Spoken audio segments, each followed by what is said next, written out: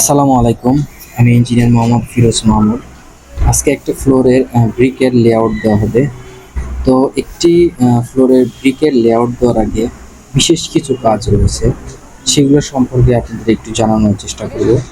Actually দেখেন, মাপজোখগুলো কিন্তু ড্রয়িংয়ে সুন্দরভাবে দেওয়া আছে, এটা কিন্তু সবাই জানে।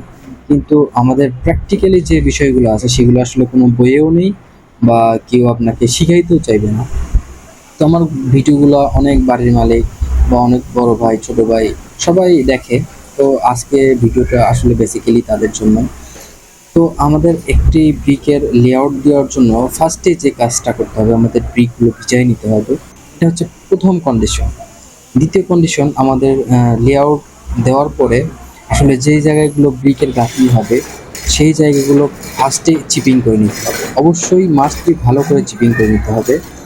এবং দ্বিতীয়ত যে কাজটা করতে হবে, সেই জায়গাগুলো ব্রাশ দিয়ে খুব ভালোভাবে পরিষ্কার করে নিতে হবে। ব্রাশ দিয়ে যদি আমরা পরিষ্কার না করি তাহলে ধুলো ময়লাগুলো কখনোই ভালোভাবে উঠবে না।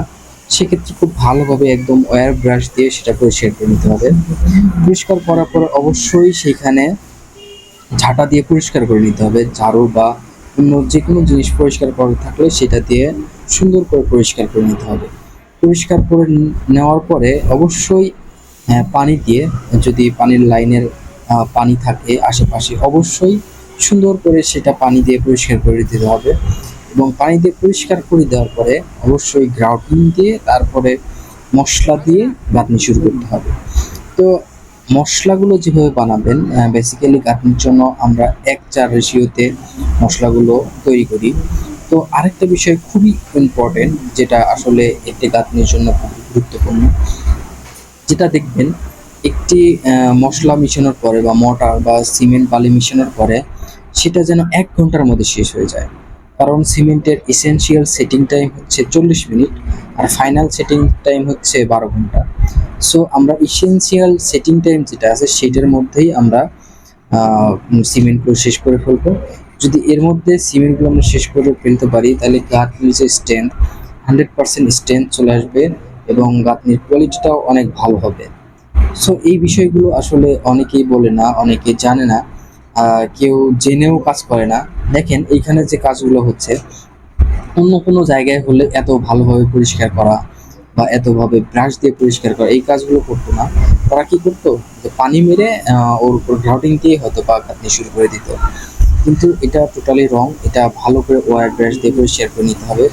অনেকেই বলতে পারে, মিস্ত্রি ভাইরা বলতে পারে, এখানে তো গাঁথনি দাঁড়াবে, এখানে তো আর এমন কোনো গুরুত্বপূর্ণ কাজ নেই যে এখানে ভেঙে যাওয়া, ফেটে যাবে। কিন্তু না, এটা প্রপার কনস্ট্রাকশন না। প্রপার কনস্ট্রাকশন করতে হলে আপনাকে অবশ্যই জায়গাটা পরিষ্কার করে নিতে হবে। যদি জায়গাটা পরিষ্কার না হয় তাহলে সিমেন্ট বন্ডটা ভালো হবে না। বন্ড যদি ভালো না হয় তাহলে গাঁথনিটা দুর্বল হবে।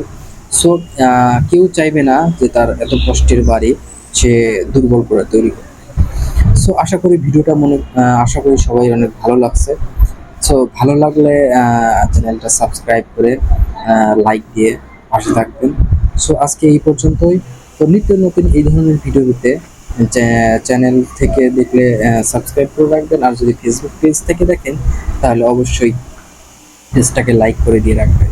সো ভালো থাকবেন। আল্লাহ হাফেজ। আসসালামু আলাইকুম।